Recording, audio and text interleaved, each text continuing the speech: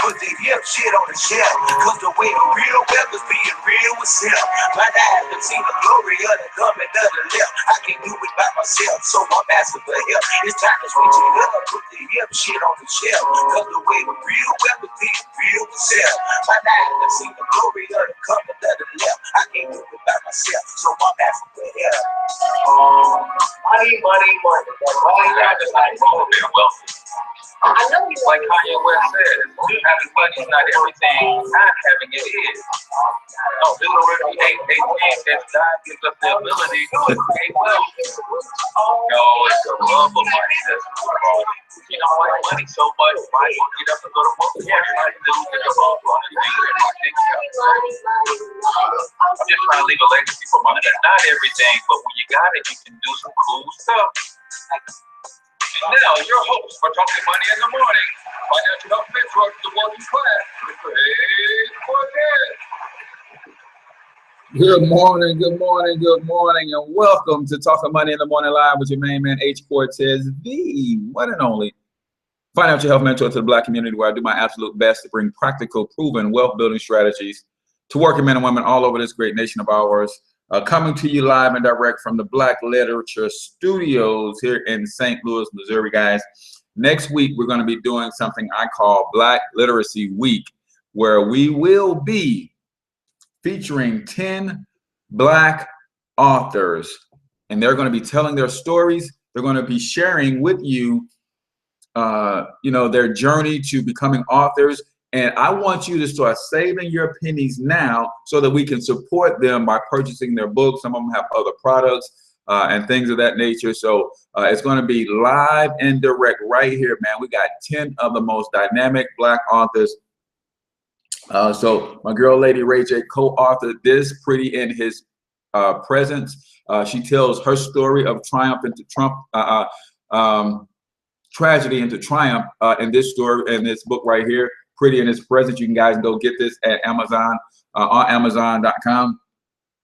My girl, Bethany, aka Brandy Gates, through my eyes, and she gives you, I keep forgetting her 10 points at the end. The guide, 10 steps to a new start. She gives you a guideline to a fresh start. Some of us have been in certain places in our lives where we just had to start over, right? She gives you some guidelines to a fresh start. So you're gonna want to tune in, and I will put the schedule out later in the week and start putting the promos out today. And then my girl, Anitris Montgomery, 30 Days to Life, a journey to healing, talks about some of the things that she had to go through when she found herself in a low place, and what she did through meditation, through yoga and things. Man, we're going to be crushing it next week. You guys got to tune in. But I just want to give an honorable mention to some other Black writers, man, because sometimes we just don't realize that how much good literature out there that we've produced, right? And here's some other Black authors that I have. This is George Fraser, Race for Success. Here is my man Andre C. Hatchett, Own or Be Owned. It's another good one. My man Dr. Boyce Watkins, Black American Money. And then I have this one autographed from Michael Roberts, one of the richest Black men in St. Louis, probably the richest Black man in St. Louis. Action Has No Season, and he did autograph this one to me. I actually got a little interview with him. And then even another like this one, Michelle Singletary. I'll be reaching out to her to just get her on the show in general, because this 21-day fast, financial fast, is phenomenal. So we've got some great works out, but I'm going to introduce you to some new artists. Oh, I can't forget about this guy right here. What about this guy right here? Right? You can't get this. You can get this, right? Financial Health Topic Boy. This is my first book for award, written by Black CPA. So, there's some stuff out there, man. We need to start supporting one another and these types of things, man. So that's going to be next week, the 8th through the 12th. 2 authors will be on the show, on each show. So phenomenal opportunity to get to know some people and get some Black literature in your hands, right? So also today's show is brought to you by Project 1000, man. Project 1000 is starting to explode a little bit here, especially in the St. Louis area, guys. If you're serious about building wealth, You can't build wealth when you're overtaxed, so you got to minimize your taxes. You can't build wealth when you're drowning in debt. You got to get yourself out of debt. Most people are living paycheck to paycheck, so they don't have the extra money to apply towards their principal to get their debt down. Well, if we show you how to get the money back from Uncle Sam by minimizing your taxes, there is the money that you need to start eliminating your debt. And once your taxes is down and your debt is gone, now you have money freed up to start investing. We'll teach you how to invest, teach you how investments work. And then if you are ambitious like me, we can show you how to develop some business income, how to build a franchise around this financial education and really take your life to another level. So if you're interested in Project 1000, comment Project 1000 below, or simply inbox me and I can help you get started, man. It's $35 to get started, $35 a month, and we will change your life financially if you will allow us to do so. So do me a huge favor, if you're checking us out on YouTube, go ahead and subscribe to the channel if you haven't already. Grab the link, share it on your favorite social media timeline. We'd appreciate that. There's others in your circle on your timeline that would likely like to know what it is that we are doing every morning. And like Evan said, I was just on his show, Money and Power show, early a little while ago. There's not a lot of black people up this early in the morning talking about money, and we try to get your mindset right, fix on a couple of things. Number one is you deserve to be wealthy. You deserve it. I'm going to say that for you because some of you guys won't say it for yourself. You deserve to be wealthy. You deserve it, right? Some of you guys just don't know how to get it. So we like to open your mind up with all sorts of ideas so that you can go out and get this thing and make it happen, right? So you deserve to be. Evan says it's your right to be wealthy, right? It's your right. So that's why we do this every morning. And then for you, those of you who are on Facebook, do the same thing for me. Share it on your timeline. I usually just ask one time for you to share it, but if those that can remind me, for those who are coming on a little bit later, share. It's important, guys. So when you share the show, we start to put ourselves in position to compete with all the ratchetness out there, because Facebook determines how many people see the show based on how many likes, how many comments, and how many shares each show gets, right? So please do me that favor. And as always, who is the show for? The show is for risers and grinders only, man. This show is for those who are ready to get up, get out, and get something, not just today, but every day. If you're ready to get up, get out, and get something every day, this is your show. This show is for those who are building legacies, right? I'd be damned if my children have to start over from scratch. So I'm grinding it out so that I can build a solid foundation that they can later build up on. I don't want to pass the baton and then they have to go to the start line and start over. Right? If you're about building legacy, this is your show. Right now, on the other hand, who's the show not for? This show is not for those who are eternal bumps on the log. Right? If you are in that permanent mannequin challenge, not making no moves, this ain't your show, man. This is not your show. If you're the type of person who got that weird relationship with money, you think money is evil, capitalism is a dirty word, you think wealthy people are snobs, get your butt off my stream. Because everybody here is wealthy. Everybody here is wealthy. And we talk about wealth here versus riches. Why? Because wealth is an abundance of resources. Money is just one resource. Wealth is an abundance of resources, different forms and different varieties of resources. Money is just one of those resources that we are after. How about love, joy, peace, happiness, creativity, imagination, vision? Right? Those are all forms of wealth that we are going after. So if that's you, you can exit stage left, and I promise we won't miss you. If you've never seen a future billionaire before, I'll give you a quick opportunity to take a screenshot, and then watch me work. Better yet, get in the game and work alongside of me, and we both can race to $1 billion. And guess what? If we come up short, I think we can figure out how to live on 100 million. If we race to $1 billion and come up short, and land on 50 million, I think we'd be okay. If we're racing to $1 billion and we come up short and land on 10 million, put 10 million in the comments. If we come up short and land on 10 million, put 10 million in the comments if you can figure out how to make it on 10 million. Right? That's what this thing is about, man. I shoot for the star, so if I fall short and land on the moon, I'm still ahead of most. Right? So Today's show, we're talking about the 4 common forms of excuse-itis. The 4 common forms of excuse-itis and how to get over them. So this is going to be a 2-part series, Bethany, right?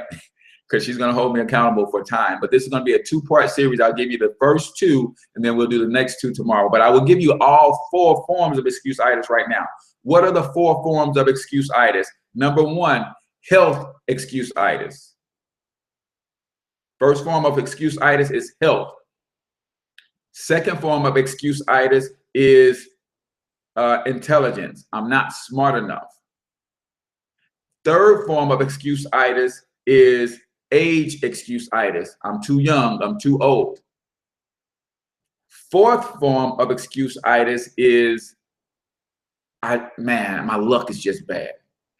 My luck, bad luck. My luck is just bad. Woe is me syndrome is a 4th form of excuse-itis. So we're going to give you what you need to overcome all 4 forms of excuse-itis. We're going to do the first 2 today, and then we're going to do the number 3 and 4. So we're going to do health and not smart enough. We're going to do those today, and then tomorrow we're going to get deep into I'm too young, too old, or my luck is bad.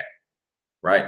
So number 1 is health excuse-itis. Number 2 is intelligence excuse-itis. Number 3 is age excuse-itis. And number 4 is luck excuse-itis. Those are the 4 forms of excuse-itis. Now, within each one of them, they come in various ways. In each one, they come in various ways, in various forms. So we'll talk about the few forms, right? Number 1, health excuse-itis. Man, my health ain't good enough to do this.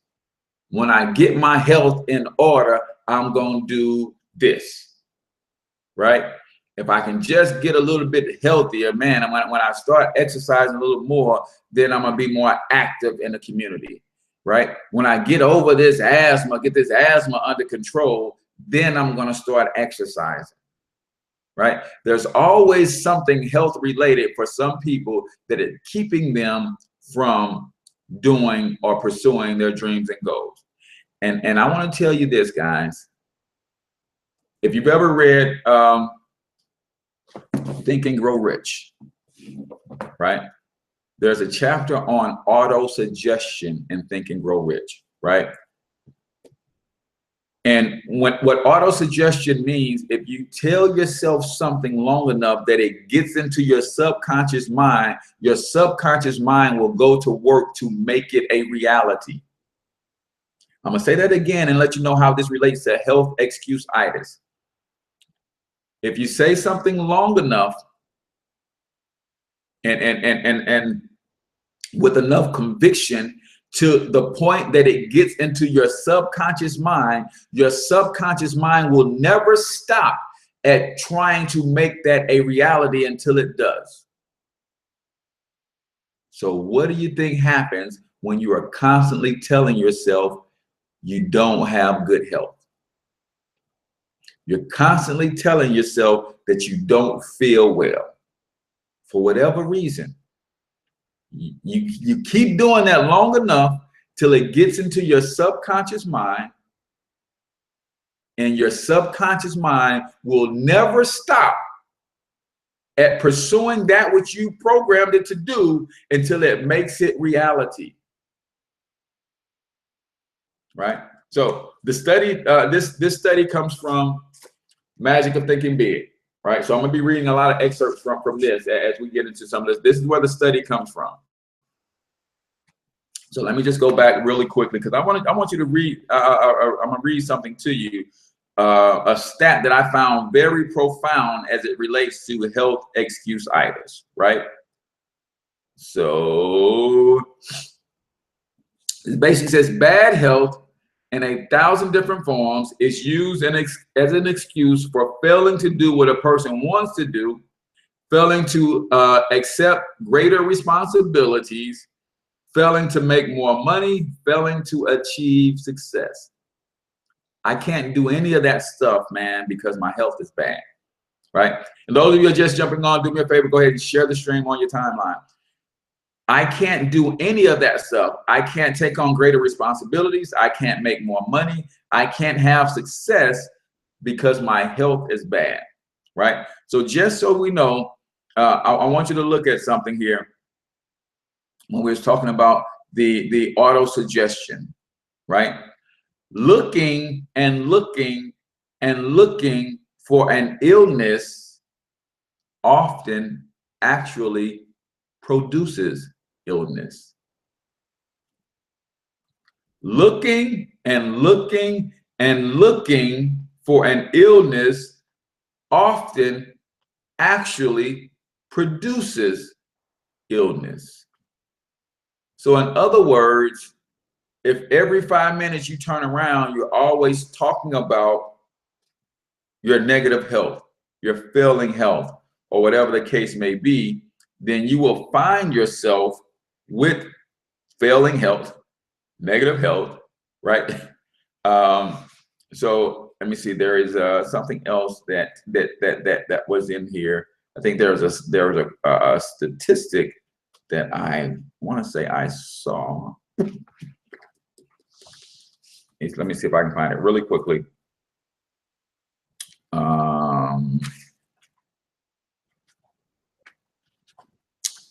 I wanted to share it, and for some reason I didn't highlight it in here.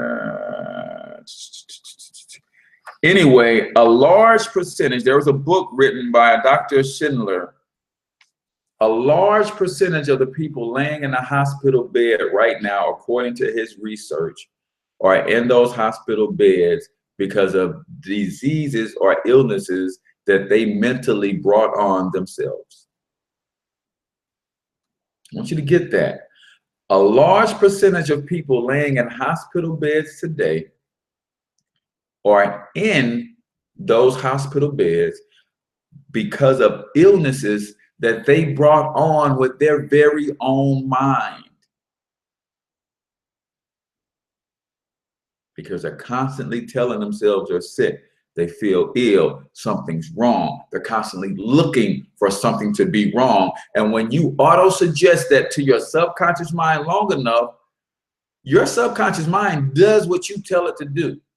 You keep trying to find something wrong, and your subconscious mind starts scanning your body. It's like, man, we're in perfect health. I don't know what's going on. And you keep auto-suggesting that, your subconscious mind long enough says, wait a minute. For whatever reason, I don't understand, but we need for something to be wrong. So we're going to produce something. We're going to make something be wrong with us. And your subconscious mind will start to work on your body internally until it creates a diabetes, until it creates a heart disease, until it creates an autoimmune disease. Because you're auto-suggesting that is what you want to be happening in your body. Now, some people literally put themselves in a position where they have what's called a victim's mentality, right? Some people need to be sick because of the attention that they get when they're sick. Some people need to be sick because of the attention that they get when they are sick. So they're in a perpetual state of illness. They're in a perpetual state of illness because they get the hugs, they get the apathy and the sympathy and the empathy when they're sick. So they continuously look for things to be wrong with them, even when they're in good health. That what they find is their subconscious mind will produce illness in them. And they go to the hospital and the doctor run all these tests and the doctors can't find nothing. But they swear up and down, and they will go from hospital to hospital to hospital to hospital. They get second, third, fourth, fifth, 10th opinions until one doctor finds something wrong with them. And then all a doctor has to do is put you on medication, and heck, the side effects from the medication is going to make something wrong with you. And there you have it. Now you're ill because you've been seeking to be ill. So how do you overcome health excuse-itis for those people who are ready to transform their mindset? How do you overcome health excuse-itis for those people who are really trying to get over it.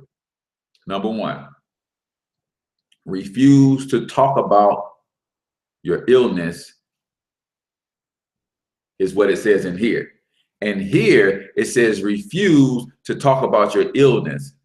I'm going to add talk to it instead.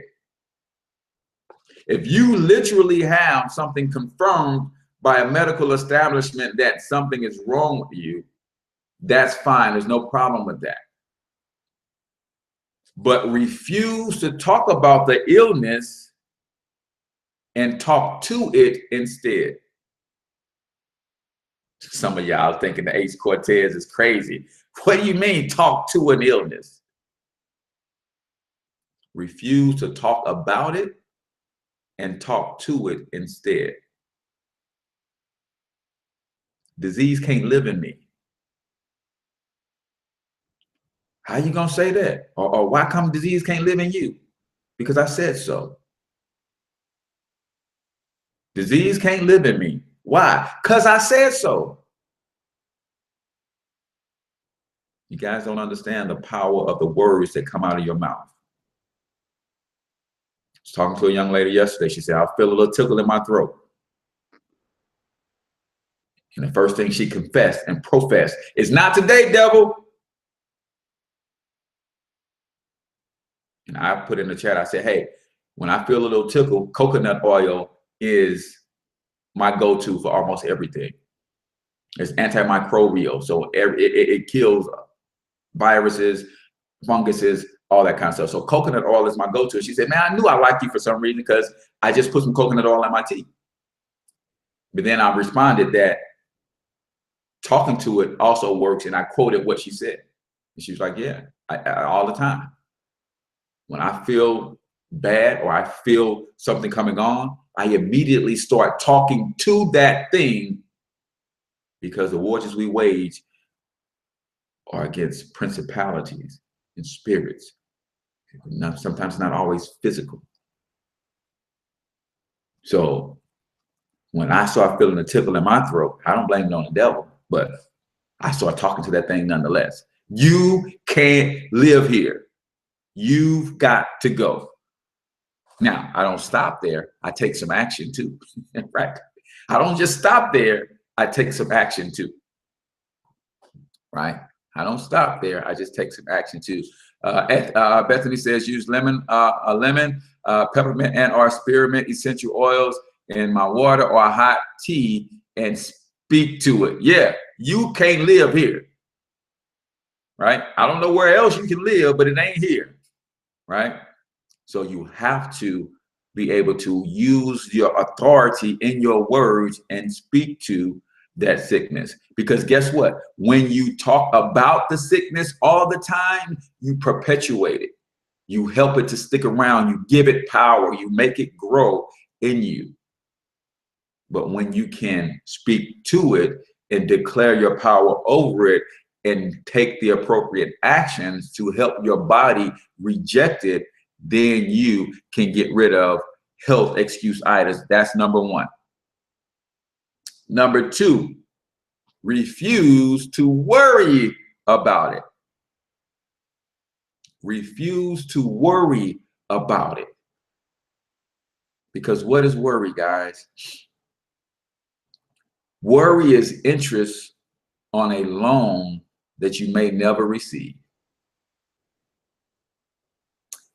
80 to 90% of the time that we worry about something, that thing that we worried about never even happened. 80 to 90% of the time, the things that we worry about never even happen.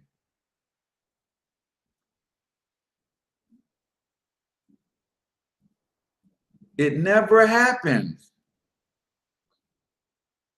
But we take up mental space worrying about something. That's why we say it's interest on a loan that you may never receive. You're just paying interest, paying mental energy to something that may never take place. Now, let's be clear on something. There is a difference between worry and concern. There's a difference between worry and concern. See, I'm concerned about whether or not my children will make it back home from school or not. I don't worry about it though. I'm concerned about whether or not my children will make it home from school or not, but I don't worry about that. See, when you are concerned about something, you take appropriate actions to reduce the percentage chance that something could go wrong.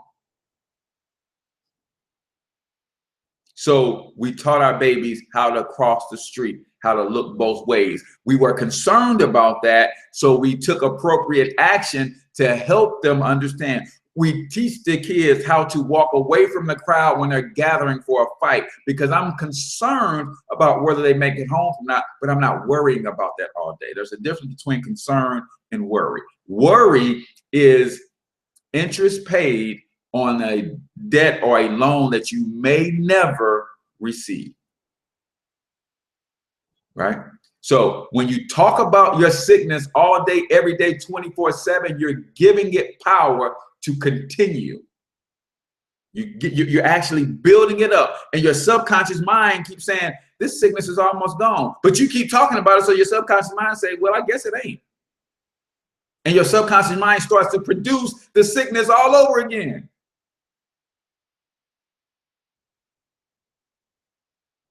So how do you overcome health excuse-itis? Number one, refuse to talk about it and talk to it instead. If I did, there were times where I had the flu, right? I couldn't talk to it and beat it out before it showed up. So the flu came down on me, but I didn't talk about it all day, every day. What I do, I got up out the bed and I moved about my day as if I wasn't sick. And then my subconscious mind said, this temperature is 104, but the way he's moving, we must not be sick at all. And then what's your subconscious mind do? It says, okay, so we're not sick anymore. I don't know what happened, but we're not sick anymore. And your subconscious mind starts to work to battle and to restore health. So instead of talking, refuse to talk about the illness, talk to it. Right now, in talking to it, that don't mean I laid down and I didn't take some medicine. I didn't take some herbs. I didn't take some coconut oil. I didn't go out and ground myself. I didn't go and let the sun kiss my skin. Right? I took action, but I didn't just lay down and be sick. Right? So some people, when if you lay down and be sick, you'll lay down and be sick. Right? Sometimes you have to get up, even though you're not feeling well, and trick your subconscious mind to believe you're not sick, and your subconscious mind will go to work and go to battle for recovery. Right? Number two, refuse to worry about what's going to happen in the future. If I can't shake this cold, if I can't shake the stop, don't worry about that, man. Just get up and go about your day. Number three, be grateful for the health that you do have.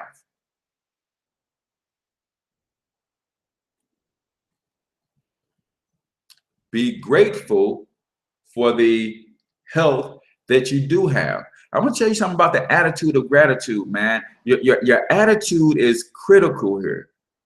Your attitude is critical, even when it comes to talking about health. Because the person with no feet will say, I thank God I got my legs. The person with sore feet will complain all day about having sore feet. Y'all, man, did y'all catch that? The person with no feet will thank God they got their legs. The person with feet, but the feet are a little sore, will complain all day about having sore feet. Attitude, man, is everything. Be grateful for the health that you do have. This is how you overcome health excuse-itis. I can't win. I can't build my business. I can't advance my career. I can't follow my dreams. I can't execute on my passions because I'm too sick. I'm too ill. I'm too weak. I'm mentally depressed. What? This is how you overcome health excuse-itis. Be grateful for the health that you do have. The person who's in a wheelchair says, I thank God I got these arms so I can wheel this chair around. The person with functioning legs said, man, these bad knees are mine. Talk about these bad knees all day, every day. Got to change our attitude about our health, right? And then this is my favorite one. This is my favorite one, number 4. Remind yourself it's better to wear out than rest out. Remind yourself it's better to wear out than to rust out. What does that really mean? When Martin Lawrence came back and did Run Tell That, his stand-up after he went through those medical issues where he laid up in a coma for a few days and then he couldn't walk, he had to relearn how to do everything. It gave him a new perspective. And he started saying, I'm gonna ride this thing till the wheels fall off. It's better to wear out than rust out. See, some people are sitting on their couch all day, every day, and they're rusting out. Not me. Not me. I tell my family all the time, I'm going to do this thing to the next level. And then one day, I'm going to bring all of them in a room together. And I'm going to say, you know what? It was fun loving on y'all. It was fun knowing y'all, but I'm out of here. And then I'm going to go lay down and die. It's better to wear out than it is to rust out. Some of us are, again, in that permanent mannequin challenge, ain't making no moves, so you're just going to stand there and get rusty, and you're just going to rust out. I said, I'm going to wear out. Yeah, I'm going to wear myself out of pursuing my dreams and goals. It's better to wear out than rust out. That's how you overcome. So when you don't have good health, then shoot, I feel bad either way. If I'm laying in the bed ill, I'm going to be laying in the bed ill, feeling bad. Well, hell, I'm going to get up and go do something and be feeling bad while I'm doing something in pursuit of my dreams, goals, and success. Either way, I feel bad. I might as well wear myself on out feeling bad. It's better to wear out than rust out. So let me get to today's quote of the day. Today's quote of the day. There is a difference between patience and procrastination.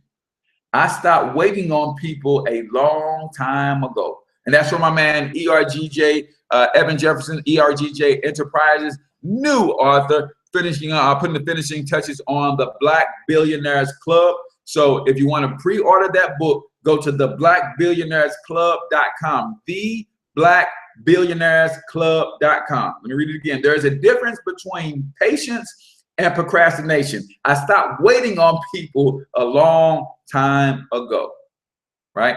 So he's released his new book, or he's putting the finishing touches on the new book, theblackbillionairesclub.com. When you pre-order that book, you also get access to how to buy stocks for kids, a $75 course on how, and you get that for free immediately. And then once the book is finished and put out, he will mail everybody their paperback copies of the book. There's a difference between patience and procrastination. I stopped waiting on people a long time ago. Some of y'all ain't where you want to be because you're busy waiting on somebody to catch up to where you are. Some of y'all ain't where you want to be. And this is nobody who's watching the stream live, because I know all of you guys, most of you guys I know personally. Ain't where you want to be because you're waiting on somebody to catch up to where you are. No, man, you got to keep the train moving. And if they want to catch up to where you are, they got to work double time. So ERGJ also has some other services, Club Millie, Investment Club. If you go to his website, ergj.net, you can learn all about Evan Jefferson and all one of the things he's doing in our community, man, to bring economic empowerment to the masses. One of his claims to fame, man, he loves working with our children. So he's in the schools, working with our babies, teaching them about money, investing, all that good stuff. So ergj.net, or you can go to nbws.us as well. Some of y'all ain't where you want to be because you're consistently and constantly waiting on others to catch up to where you are. Let me lean in. Let me tell y'all something. Let me tell y'all something. The folks that y'all are waiting on to catch up to where y'all are, they ain't coming. You're waiting on somebody to catch up to where you are. They ain't coming.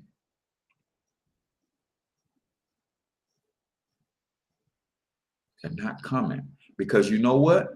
If they were coming, they'd have this mentality. Girl, don't wait for me. Keep going. I'll catch up. No, you keep doing your thing. Don't stop and wait for me. I'll catch up. You keep going. The ones that you are waiting for to catch up ain't coming. Ain't coming. Right? So we're talking about the 4 forms of excuse-itis. This is a 2-part episode. The 4 forms are health excuse-itis, intelligence excuse-itis, age excuse-itis, and bad luck excuse-itis. Those are the 4 forms. Today we're doing the first 2. We did the first one, health excuse-itis. How do you overcome health excuse-itis? Refuse to talk about negative health and start to talk to your condition instead. Number 2, refuse to worry about your condition, because worry is the interest paid on something that you never received. Number 3, be grateful for the health that you do have. Number 4, remind yourself that it's better to wear out than to rust out. Right? Now, what about the intelligence excuse-itis? I'm not smart enough. All right, let's go back to our manuscript. This is coming from Think and The Magic of Thinking Big. Right? The Magic of Thinking Big. Let's go back to I haven't got the brains to excuse. So what really matters is not how much intelligence you have, but how you use what you do have. The thinking that guides your intelligence is much more important than the quantity of your brain power. That's deep. Some people don't get that. What really matters is not how much intelligence you have, but how you use what you do have. The thinking that guides your intelligence is much more important than the quantity of your brain power. It's a big difference. It's a big difference in the thinkings and the attitudes and the beliefs that guide the intelligence than the amount of intelligence that exists to begin with. Most people tend to underestimate their own intelligence, and they overestimate the intelligence of others. They underestimate their intelligence and overestimate the intelligence of others. I'll read it one more time. What really matters is not how much intelligence you have, but how you use what you have. The thinking that guides your intelligence is much more important than the quantity of your brain power. I'll give you an example. We're all familiar with the book Rich Dad, Poor Dad. Poor Dad had a higher IQ and was a bigger intellectual than Rich Dad. But the thinking, the way that Rich Dad thinks, propelled him to success, while the way that Poor Dad thinks was keeping him in poverty. So it's not about the volume of intelligence, it's more about the thinking that guides that intelligence. I'll tell you in a heartbeat, man, I'm not the sharpest tool in the drawer. But the way I believe and the thinking that guides what little intelligence I do have makes me dangerous. Man, if I took an IQ test right now, you could probably legally classify me as stupid. But it's not about the little intelligence that you have. It's about the thinking that guides that intelligence. It's the thinking that guides that intelligence that's important. Rich Dad had a limited IQ, but his thought process and his beliefs, the things that guided the way he thinks, propelled him to massive success.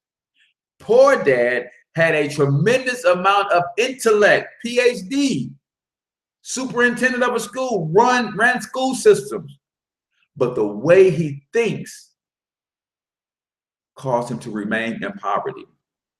So how do you overcome intelligence excuse-itis? Number one, don't sell yourself short.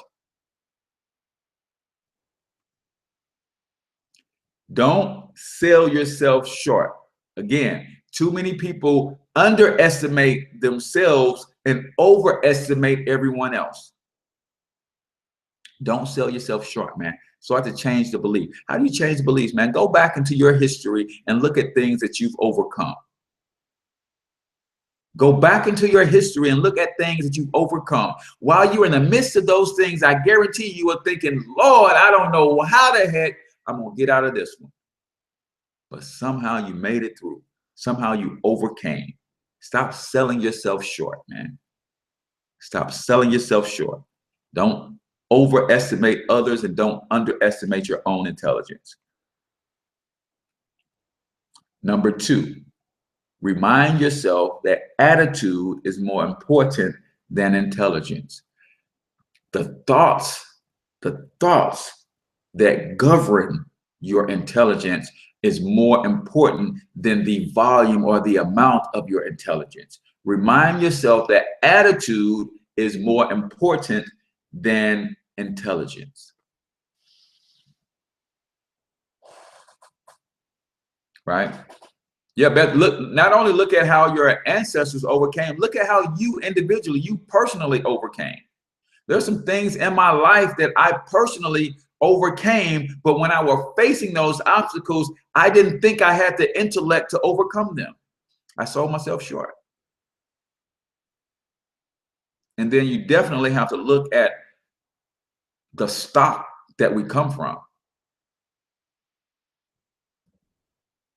The stock that we come from, you have to look at that. It's in our DNA. Being overcomers is in our DNA, right? Remind yourself, attitude is more important than intellect. Now, does that mean you don't acquire intellect? Does that mean that you don't continue to learn? No, that doesn't mean that. But the beliefs and the thinking that governs the information that you acquire is more important than the amount of information that you hold, right? And then number three, remind yourself that the ability to think is greater than memorizing facts. Remind yourself that the ability to think is greater than memorizing facts. I'm going to tell y'all something, man, about our school system. Our school system robs our children of their ability to think. It's called programming. It's called programming. Our school system robs our children of the ability to think. That's why we were uber creative when we were kids and we became robots now that we're adults.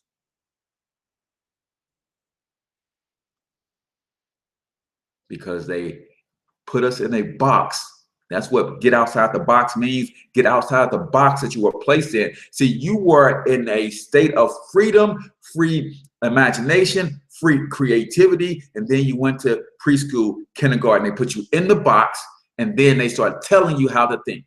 They start telling you what facts to memorize and why they were important. And then you no longer start to be able to think. All you can do is regurgitate. You can't think. All you can do is regurgitate facts that somebody told you to remember. Your ability to think is greater than your ability to memorize facts. Critical thinking is what we call it. Kids don't have critical thinking skills. That's why sports are important. And if you can get them to translate their critical thinking skills in sports, from sports into real life, that's why athletes, former athletes, tend to have more success than any other person, because they learn how to compete and they have critical thinking skills. When I bring the ball up the court and I get trapped in the corner, that's a problem. I have to use critical thinking skills to solve that problem in an instant. And then I think back to my training. My coach said, if I fake up and go down, I can get that pass off. So I solved the problem using critical thinking skills based on some training that I had previously, right? So you got to remember why schools were integrated in the first place. Schools were integrated not because America wanted a kumbaya moment, not because, no disrespect to Dr. Martin Luther King and those who fought and died in the civil rights movement. Schools were integrated because they realized the intelligence and the intellect of Black people. What was going on when the schools were segregated? With a small percentage of the resources, with a small percentage of the tools needed to be successful, we were still excelling. We were still inventing almost everything that's used today. And we didn't even have no freaking books. We didn't have no science labs. But we were producing geniuses in one-room shacks where all of the children had to go to the same school, from 5-year-olds all the way to 20 years old, were in the same classroom sharing 2 or 3 books, and we were producing geniuses. So wait a minute. In order for us to tap into that genius, we might have to pull all of them into our schools so we can start identifying that genius. See, I was on a radio show, thanks to Lady Ray J, last week with Dr. Umar Johnson, where he talked about this. What if President Barack Obama was unapologetically Black? What if Condoleezza Rice, and all of her intelligence, woman's brilliant, what if she was unapologetically Black? What if Colin Powell, in all of his brilliance, genius, military tactician, was unapologetically Black? See, integration was all about them identifying the best and the brightest of us so they can groom them for their service. But we were creating geniuses that were building and creating inventions and things that helped us become better individuals. So always remember that your ability to think is greater than your ability to memorize facts. That's why all schools should be done based on nature and outdoors. There's no way in hell, as creative and as individual we are, there should be a cookie cutter way to teach all people. That's just ridiculous, man. That's just stupid. That's just flat out stupid, man. We're gonna put 30 kids who we have identified and we know that are all as unique down to their fingerprints, down to their DNA is only them. There's only one of them. We've identified that they are so critically different, but we put 30 of them in a room and teach them all the same way. Get the heck out of here, man. That's just stupid, man. I'm sorry, y'all. We're going somewhere different, man. And I apologize, man. But you know, the Spirit leads, and I follow. That's just dumb, man. It's dumb as hell. That's another reason that I build wealth so hard, and I help other people build wealth, because when you become independently wealthy, you have choices. You do different stuff. I want my children to learn Spanish, then hell, we can move to Spain for a year and they learn Spanish because I have the resources to do that. I want my children to speak fluent Italian. We can move to Italy for a year and they learn Italian because we got resources to do that. Or do I put them in a classroom with someone whose primary language is English and have them teach them how to speak Italian? They learn how to speak Italian from another English person who speaks English as their primary language. You see how that works?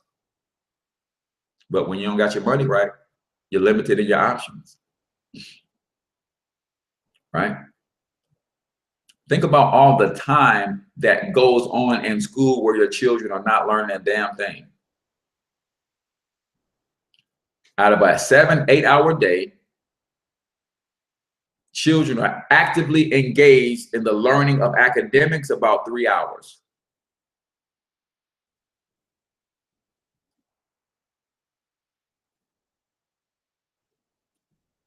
And that's the system that we've come to know and love.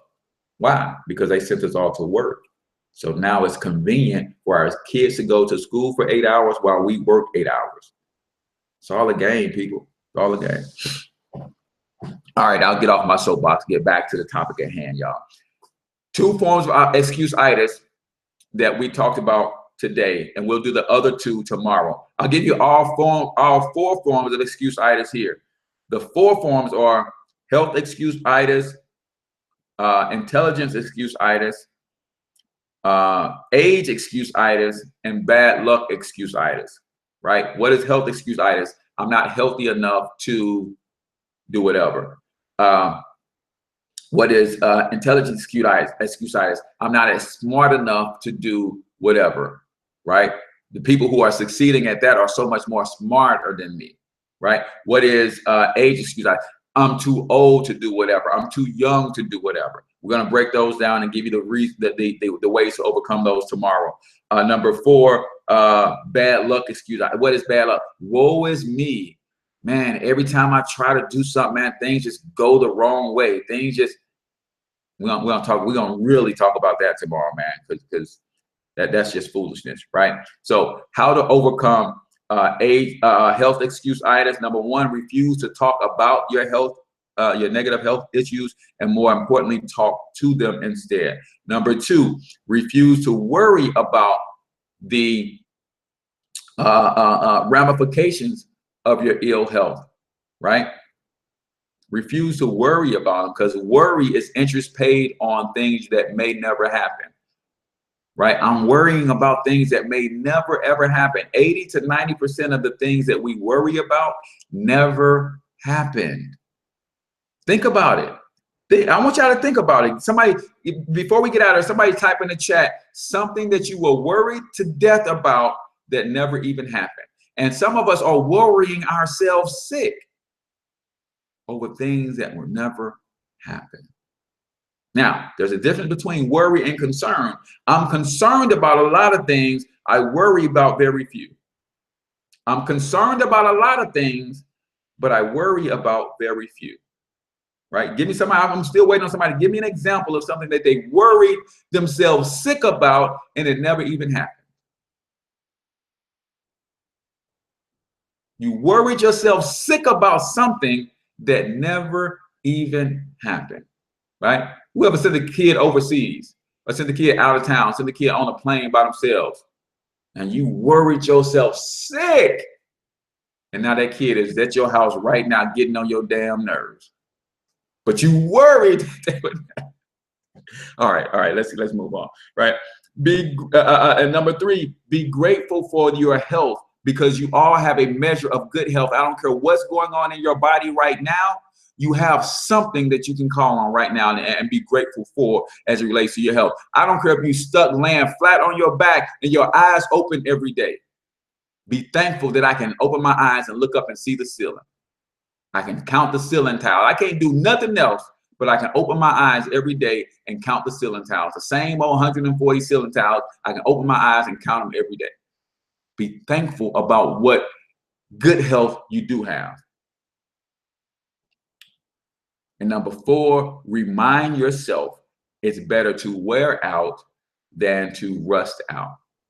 It's better to wear out to rust. People, we gotta live, y'all.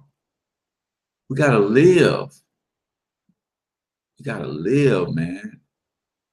You know, I go back to sports where, you know, there's times where athletes have been in championship games and they're injured, they're hurt. And they make a decision that, yes, if I play in this game, I could permanently damage myself and not be able to play ever again. But you know what the decision they really make at that moment? They make a decision to live. I'm going to go out here and play in this game because I might never, ever get an opportunity to compete for a championship ever.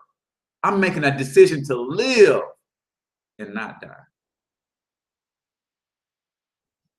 All right. Then we have not intelligent enough, right? Most people overestimate others and underestimate themselves. How do you overcome intelligence excuse-itis? Don't sell yourself short. Don't sell yourself short. 2, remind yourself attitude is more important than intellect. Attitude is more important than intellect. And then number 3, remind yourself that the ability to think trumps your ability to memorize facts. See, when somebody is forcing you to memorize facts, they're programming you. I get so sick and tired of my sons coming home with that doggone project on the colonies. Damn, the colonies again? There was a time in my life when all of my sons were under the same roof at the same time, and all 6 of them jokers, because I've always had an extra kid with me, all 6 of them jokers were studying the colonies at the same time. Tell me that ain't programming. And let me tell you the age range of my kids. My oldest son will be 25 this year. My youngest son is 15. So when my oldest son was a senior in high school, junior in high school, then my youngest son was probably in the 2nd or 3rd grade or something like that. All 6 of y'all studying the colonies at the same time, and y'all don't think there's some programming going on? Damn the colonies, man. How that's gonna help me?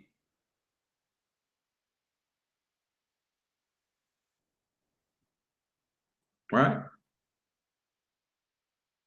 William Penn, right? And the Quakers and all that stuff, man. I'm not saying it's not cool to know that stuff, but to have it systematically and rudimentary programmed into the kids year after year after year, that's the reason they don't know nothing about money.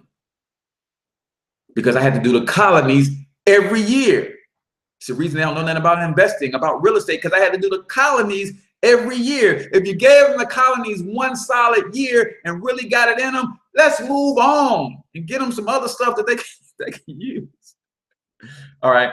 And then remind yourself that the ability to think is greater than memorizing facts. So guys, that's our show for today, man. I appreciate you guys for tuning in. I appreciate you guys staying with me even when I get on my soapbox, even when the spirit leads me a little bit left sometimes and I go the wrong way. I appreciate you guys sticking it out with me, man.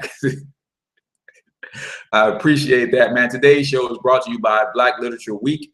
Starting next week, all 5 days next week. So we won't have a free game Friday Q&A. We're going to do all 5 days next week. I'm going to bring you 2 Black authors, man. And I want you to put some money to the side, man, and support these Black authors, man. Buy a couple books from these guys. and help to encourage and keep them along their path that they're chasing down their passions and trying to present their stories and their information to the world so that we can help heal through our own words, right? Also, Project 1000, man, if you are serious about building wealth, creating a legacy, we have a game plan for you to do that, right? Let me just say this, and I'm gonna get off. You've done money your way all your adult life.